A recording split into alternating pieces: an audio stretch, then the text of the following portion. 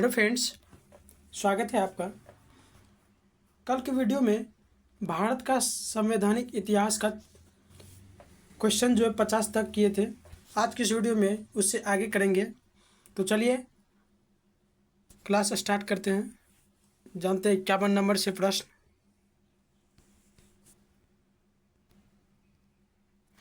इक्यावन नंबर देखिए, कह रहा है 1919 के अधिनियम द्वारा जो है किस वर्ष लोक सेवा आयोग का गठन किया गया।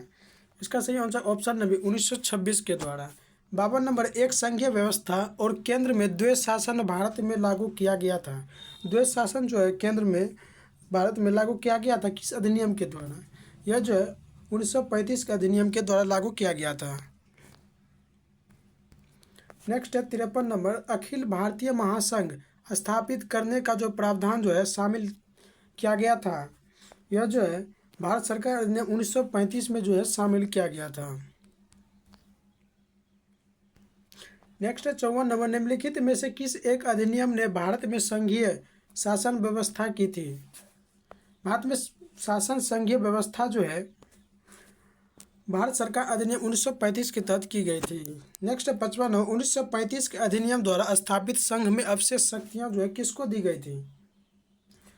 यह शक्तियां जो है गवर्नर जनरल को दी गई थी। ऑप्शन नंबर सी इसका करेक्ट आंसर हो जाएगा।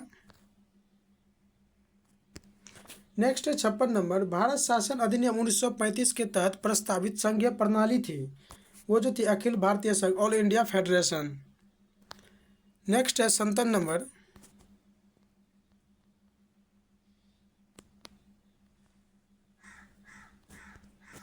निम्नलिखित अधिनियमों में से किस अधिनियमों के फलस्वरूप जो है बर्मा जो है भारत से अलग हुआ।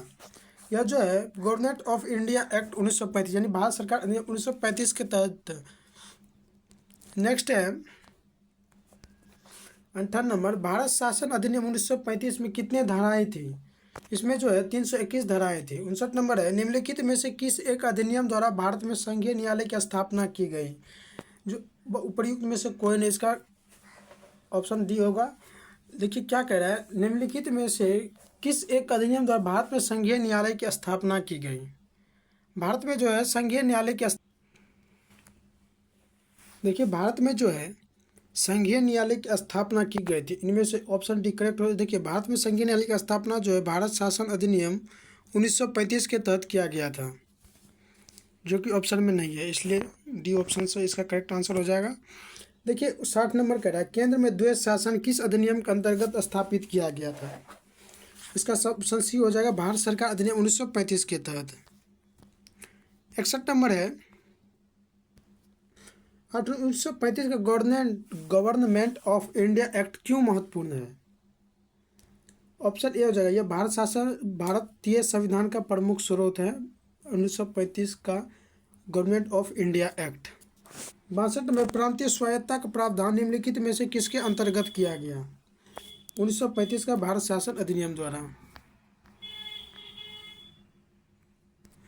63, भारत सरकार अधिनियम 1935 ने निम्नलिखित में से क्या व्यवस्था की। अखिल भारतीय संघीय व्यवस्था का प्रबंध किया। 64 नंबर देखिए, भारत में संघीय न्यायालय की रचना उत्पत्ति का समर्थन निम्नलिखित में से किस अधिनियम या आयोग द्वारा किया गया। भारत सरकार अधिनियम इसका हो जाएगा। चलिए ऑप्शन नेक्स्ट देखते हैं।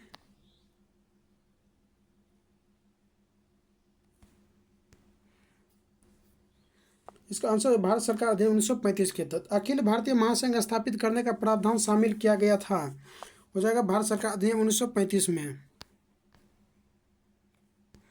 66 नंबर कह रहा है, निम्नलिखित में से किस अधिनियम ने केंद्र में द्वैध शासन प्रणाली को स्थापित किया। भारत शासन अधिनियम 1935। 67 नंबर कह रहा है, प्रांतीय स्वायत्तता शुरू करने के लिए भारत की ब्रिटिश सरकार द्वारा कौन सा अधिनियम पारित किया गया था। यह जो है 1935 का भारत सरकार अधिनियम पारित किया गया था। नेक्स्ट है 68 नंबर, भारत शासन अधिनियम 1935 द्वारा स्थापित संघ में अवशिष्ट शक्तियां किसे दी गई है। वह जो है गवर्नर जनरल को दी गई है।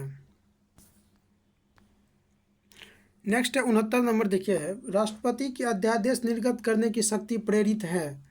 यह जो है भारत सरकार अधिनियम 1935 से प्रेरित है। नेक्स्ट है 70 नंबर, ब्रिटिश शासनकाल में संविधान के विकास में कौन सा कानून ऐतिहासिक नहीं था? यह जो है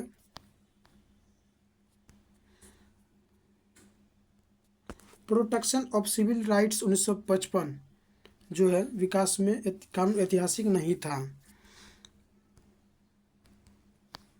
नेक्स्ट 71 नंबर देखिए, कैबिनेट मिशन योजना के अंतर्गत संवैधानिक सभा के चुनाव आयोजित किए गए थे, वो जगह जुलाई 1946 में।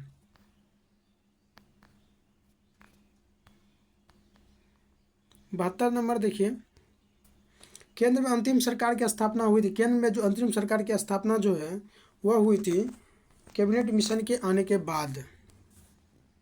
नेक्स्ट है 73 नंबर, 1946 में भारत में अंतरिम सरकार का मुखिया कौन था? इसका मुखिया जो है लॉर्ड माउंटबेटन। तो ऑप्शन डी इसका करेक्ट आंसर जो है 74 नंबर। प्रथम अंतरिम सरकार की घोषणा की गई थी, यह जो है 24 अगस्त 1946 को की गई थी। ऑप्शन इसका करेक्ट आंसर हो जाएगा 75 है। निम्नलिखित में से कौन सा अगस्त 1946 में गठित प्रथम अंतरिम राष्ट्रीय सरकार का सदस्य नहीं था? 75 नंबर का आंसर जो option C doctor S Radhakrishnan. 76 number, निम्नलिखित में से कौन सा अगस्त 1946 में गठित प्रथम अंतरिम राष्ट्रीय सरकार का सदस्य नहीं था? इसका करेक्ट आंसर हो जाएगा डॉक्टर एस राधाकृष्णन। 77 नंबर देखिए, 1947 में बने नेहरू की सरकार के जो है कानून मंत्री थे, इसमें जो कानून मंत्री थे वो थे B.R. अम्बेडकर। 78 नंबर है, 1946 में गठित अंतरिम सरकार में डॉक्टर राजेंद्र प्रसाद किस विभाग के मंत्री थे?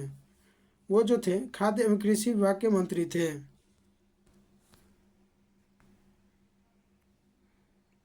नेक्स्ट, स्वतंत्र भारत के प्रथम गृह मंत्री कौन थे? स्वतंत्र भारत के प्रथम गृह मंत्री जो थे वो थे वल्लभ भाई पटेल, सरदार वल्लभ भाई पटेल।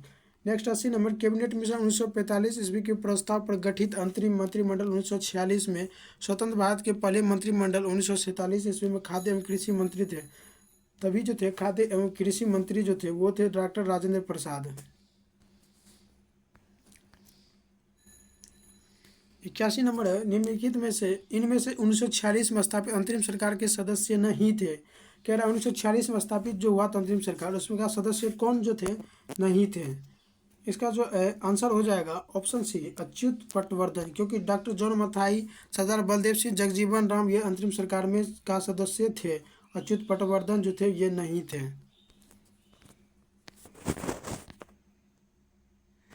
82 नंबर देखिए, स्वतंत्र भारत के प्रथम गृह मंत्री जो थे वो थे सरदार वल्लभ भाई पटेल।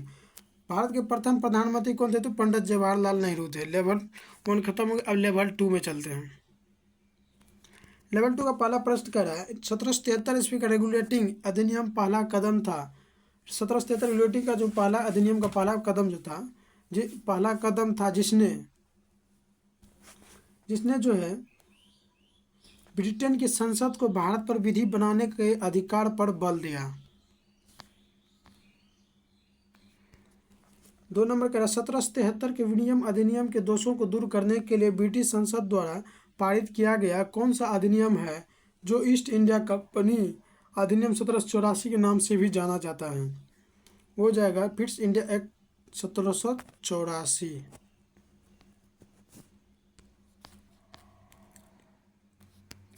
बहुत ही इंपॉर्टेंट ऑब्जेक्टिव क्वेश्चन है।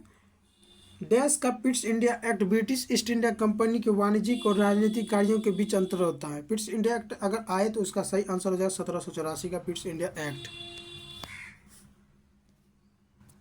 4 नंबर का निम्नलिखित में कौन सा अधिनियम ने ब्रिटेन में एक ऐसे नियंत्रण बोर्ड की स्थापना का प्रावधान किया जिसके माध्यम से ब्रिटिश सरकार अधिनियम भारत में ईस्ट इंडिया कंपनी के दीवानी, सैनिक और राजस्व संबंधी सभी मामलों को जो है पूरी तरह नियंत्रण रख सके? यह जो है 1784 के पिट्स इंडिया अधिनियम के तहत।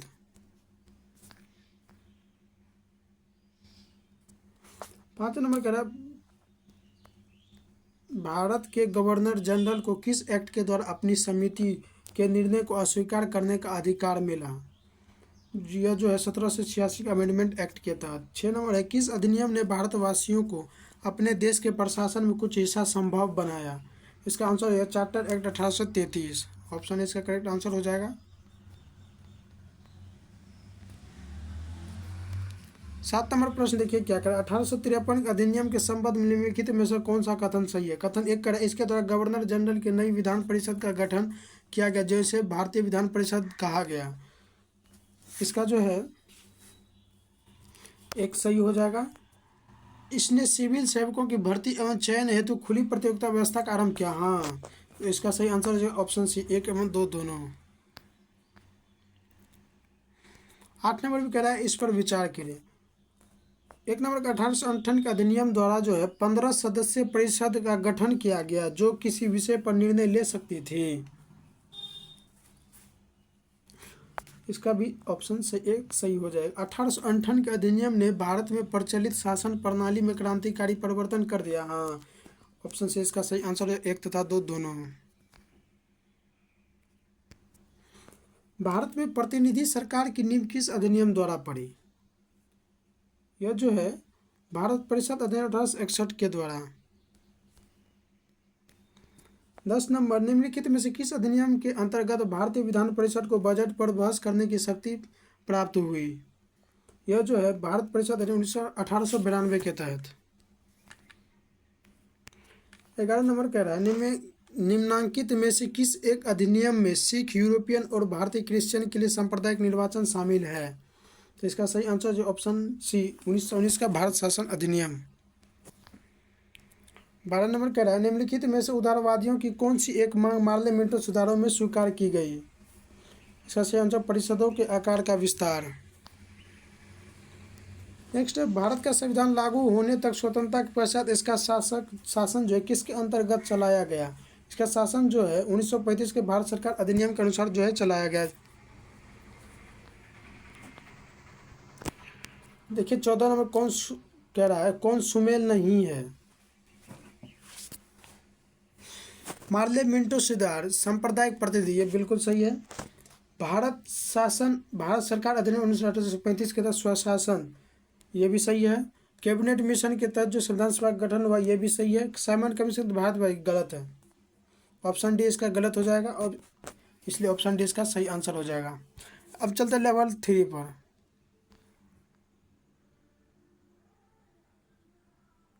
लेवल 3 का फर्स्ट क्वेश्चन कह रहा है सूची 1 को सूची 2 के सम्मिलित कीजिए और सूचियों को नीचे दिए गए कूट के सही उत्तर का चयन कीजिए।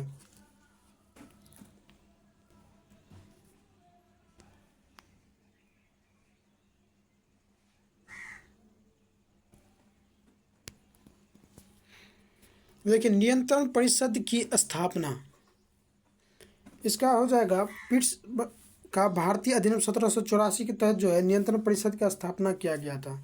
अब सर्वोच्च न्यायालय की स्थापना, सर्वोच्च न्यायालय की स्थापना जो है 1773 का नियामक अधिनियम के तहत किया गया था। अब जो इंग्लिश मिशनरियों का भारत में आगमन की अनुमति, यह जो है चार्टर अधिनियम 1813 के तहत किया गया था। गवर्नर जनरल की परिषद में कानूनी सदस्य की नियुक्ति जो है चार्टर अधिनियम 1833 के तहत किया गया था, याद रखिएगा। इसलिए इसका सही आंसर जो हो जाएगा, करेक्ट आंसर जो हो जाएगा ऑप्शन बी हो जाएगा।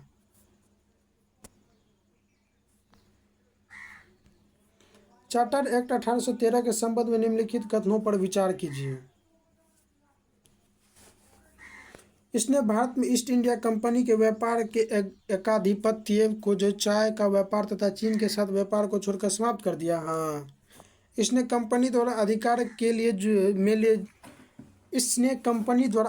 में लिए गए भारतीय राज्य क्षेत्रों पर ब्रिटिश राज्य की संप्रभुता को सुदृढ़ कर दिया। हाँ, भारत का राजस्व अब ब्रिटिश संसद के नियंत्रण में आ गया था। नहीं, इसका ऑप्शन ए करेक्ट आंसर हो जाएगा, 1 और 2 दोनों सही हो जाएगा।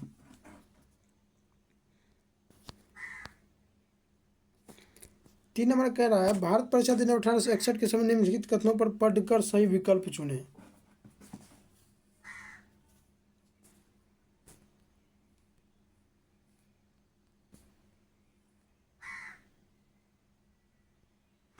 देखिए कह रहा है 3 नंबर, भारत परिषद अधिनियम 1861 के संबंध में निम्नलिखित कथनों को पढ़कर और सही विकल्प चुने। 1 नंबर देखिए क्या कह रहा है, इस अधिनियम के फलस्वरूप गवर्नर जनरल की कार्यपालिका परिषद में कुल सदस्यों की संख्या 7 हो गई। गलत है ये। विधि निर्माण के लिए अतिरिक्त सदस्यों की संख्या कम से कम 6 और अधिक से अधिक 12 कर देगी। हाँ, प्रांतीय और केंद्रीय विषयों में किसी तरह का भेदभाव नहीं रखा गया, ऑप्शन 3 ये भी सही है।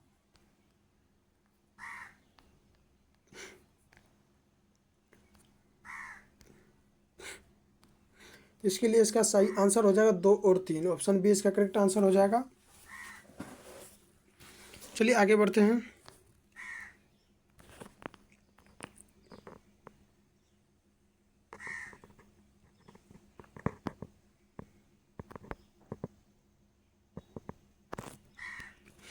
देखिए 4 नंबर कह रहा है मिलान करने के लिए।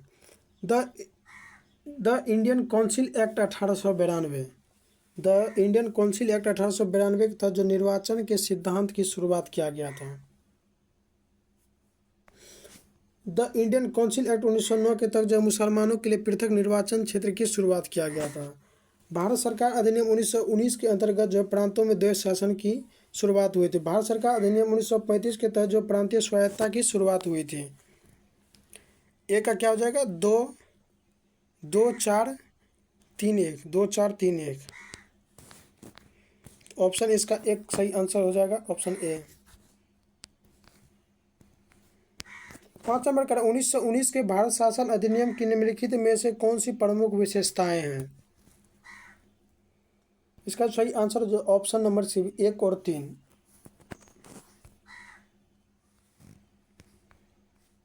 6 नंबर कह रहा है भारत सरकार अधिनियम 1919 में प्रांतीय सरकार को कार्य आरक्षित, रिजर्व और अंतरित ट्रांसफर्ड विषयों के अंतर्गत बांटे गए थे। निम्नलिखित में से कौन से आरक्षित विषय माने गए थे?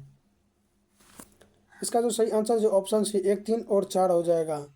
न्याय प्रशासन, भू राजस्व और पुलिस। 7 में कह रहा भारतीय इतिहास के संबंध द्वैध शासन डायरकी सिद्धांत किसे निर्दिष्ट करता है? इसका सही आंसर जो है ऑप्शन डी, प्रांतों में प्रत्यायोजित विषयों को 2 प्रवर्गों में विभाजन। 8 नंबर निम्नलिखित कथनों पर विचार किए। 1919 के मांटेग्यू चेम्सफोर्ड सुधारों में 21 वर्ष से अधिक आयु के सभी महिलाओं के लिए मताधिकार की प्रस्तुति की गई। नहीं। 1935 गवर्नमेंट ऑफ इंडिया एक्ट में विधानमंडल में महिलाओं के लिए आरक्षित स्थानों का प्रावधान किया गया। हाँ, ऑप्शन 2 केवल 2 इसका सही आंसर हो जाएगा। अब चलते हैं 9 नंबर। निम्नलिखित में से भारत सरकार 1935 का मुख्य विशेषता में नहीं था जो इसमें जो अवशिष्ट विषय प्रांतीय विधायिका को आवंटित किए गए थे। नहीं, ये ऑप्शन बी इसका करेक्ट आंसर हो जाएगा। 10 नंबर क्या कह रहा है? इंडियन काउंसिल एक्ट भारत परिषद 1861 के बारे में निम्नलिखित में से कौन से कथन सही है? इसने कानून बनाने के प्रयोजन से गवर्नर जनरल की परिषद का जो है विस्तार किया। हाँ, गवर्नर जनरल सदस्यों की संख्या वृद्धि करने के लिए प्रतिकृत नहीं था। गलत है, ऑप्शन ए हो जाए केवल 1। तो फ्रेंड्स, भारत का संवैधानिक इतिहास का चैप्टर समाप्त हुआ। इम्पोर्टेंट ऑब्जेक्टिव जो है शुरू से अंत तक था। मिलते हैं अब नेक्स्ट चैप्टर में।